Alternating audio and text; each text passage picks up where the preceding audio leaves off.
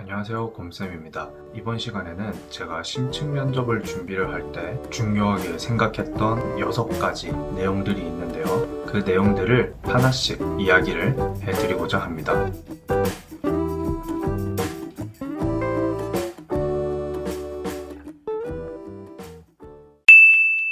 먼저 첫 번째로는 심층 면접에는 정답이 없다라는 것입니다. 심층 면접 기출 문제를 보면은 이렇게 이야기를 해도 맞는 것 같고 저렇게 이야기를 해도 맞는 것 같은 질문들이 정말 많습니다.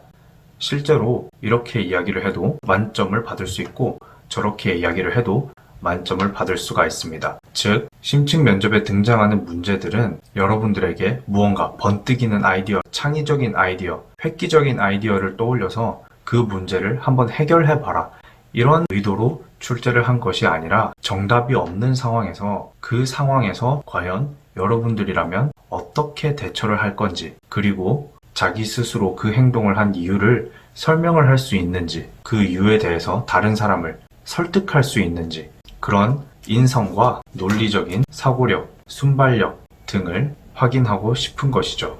그래서 항상 심층 면접 문제를 분석하실 때 이 문제를 어떻게 해결할 수 있을까 하는 고민을 하기 시작하신다면 문제가 한도 없이 어려워지고 복잡해질 것입니다. 여러분들의 심층 면접을 평가하는 채점관들은 현직 관리자 선생님들, 교육 전문직 선생님들 이상이기 때문에 학교 현안 문제에 대해서는 그 어느 누구보다 훨씬 더 경험도 많으시고 여러 가지 문제에 대한 해결책들을 이미 접해보신 분들이겠죠. 그래서 심층 면접에서는 무리하게 여러분들의 획기적인 아이디어가 옳다고 주장하는 것보다 학교에서 이미 진행되고 있는 무난한 아이디어를 제시를 하는 것이 심층 면접을 준비를 하는 데 있어서 유리한 전략이라고 생각합니다.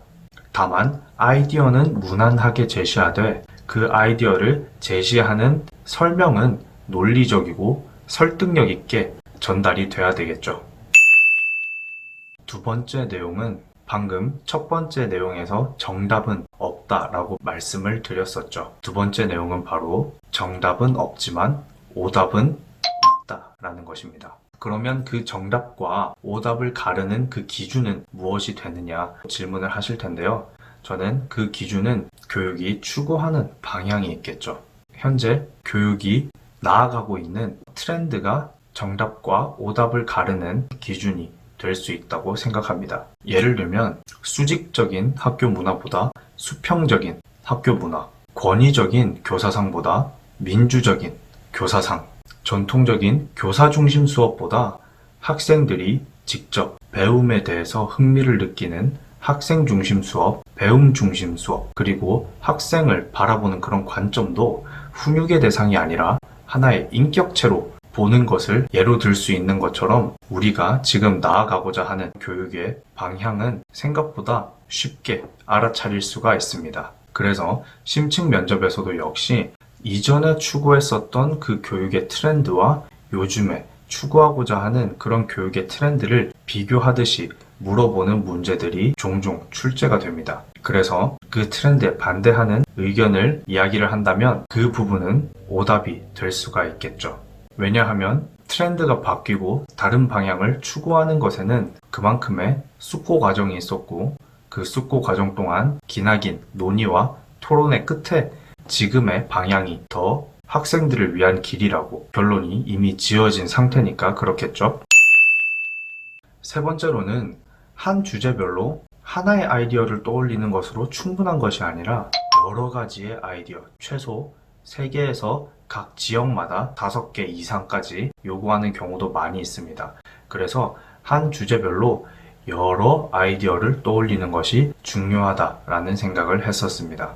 여기에서 여러 상황에서 두루두루 쓰일 수 있는 만능 답안도 활용할 수가 있겠죠. 그리고 심층 면접에서 변별력을 준다는 것은 생각보다 주관적이고 까다롭기 때문에 3가지 이상을 제시하라 라는 문제가 등장했을 때는 그 개수가 제대로 제시되었는가에 따라서 변별력이 크게 좌우될 것입니다.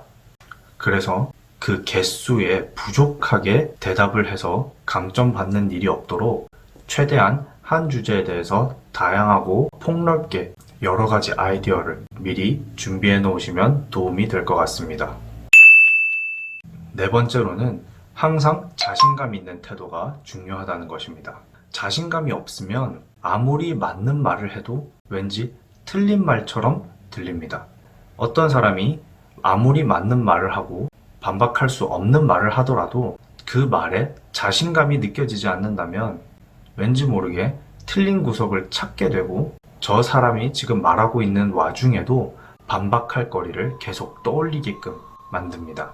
게다가 여러분들이 자신 없는 그런 모습을 보이게 된다면 앞에 계신 채점관 선생님들께서는 단순히 시험이라서 긴장했겠구나 라고 생각해 주시면 다행이겠지만 제일 먼저 드는 생각은 저 선생님은 학생 앞에서도 학부모님 앞에서도 저렇게 자신감 없는 모습을 보이게 될까?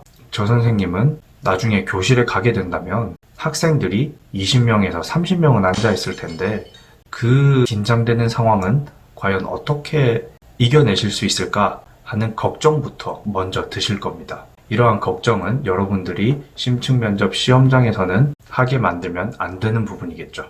그래서 항상 자신감 있는 눈빛과 자신감 있는 목소리를 연습하는 것도 중요한 심층 면접의 포인트가 될 것 같습니다.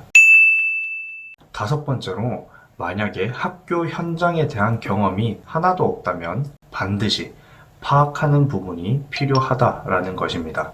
저 같은 경우에도 최종 합격하기 전까지 학교 현장에 대한 경험은 하나도 없었기 때문에 심층 면접의 모든 문제들이 낯설게 느껴지고 어떤 아이디어를 제시해야 학교 현장에 현실적으로 가능한 것인지 전혀 감을 잡을 수가 없었습니다. 이럴 때 저는 EBS 다큐나 책 등을 많이 활용을 했는데요. 여기에서 여러분들이 중점적으로 확인하셔야 될 것은 하나하나의 개별적인 에피소드보다 그 학교 현장을 둘러싸고 있는 여러 주체들을 중심으로 어떤 관계, 어떤 갈등이 벌어질 수 있는지를 파악하시면 큰 도움이 될 것 같습니다.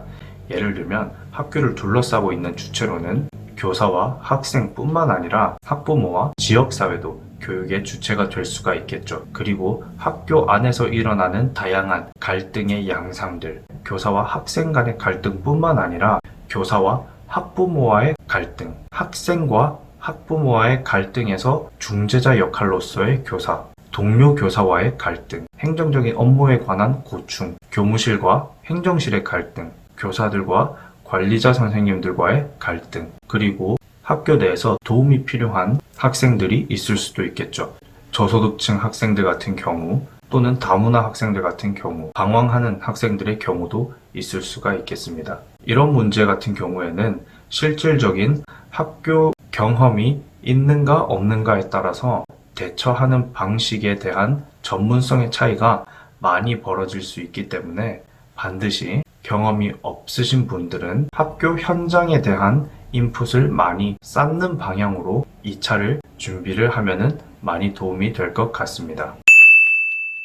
마지막 여섯 번째로 심층 면접을 준비하는 데 있어서 교육적인 큰 흐름 그리고 교육별 이슈를 파악하는 것도 중요하다고 생각이 들었습니다.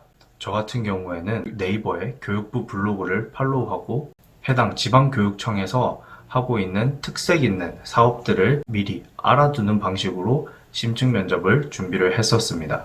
교육부에서 또는 지방교육청에서 여러 가지 사업들을 실시를 하고 있는데 그 사업들 중에서도 중요하게 생각하는 부분들이 있고 그런 부분들 같은 경우에는 직접 들어가서 확인해 보지 않으면 파악하기 어려운 경우가 종종 있습니다. 그래서 저 같은 경우에는 교육부나 교육청 블로그를 통해서 요즘에는 어떤 사업에 관심이 있고 어떤 교육적인 부분을 개선하려고 하는지 흐름을 많이 파악하려는 방식으로 2차 심층 면접 준비를 했었습니다. 자, 여기까지 제가 심층 면접을 준비를 하면서 중요하게 생각했던 점 6가지를 한번 말씀드려 봤습니다. 이 외에 또 여러분들께서 중요하다고 생각되는 부분이 있으시다면 같이 이야기를 나눠보면 또 모두에게 도움이 될 것 같습니다. 다음 시간에는 심층 면접과 관련해서 조금 더 도움이 되고 유익한 자료들로 다시 찾아뵙도록 하겠습니다. 감사합니다.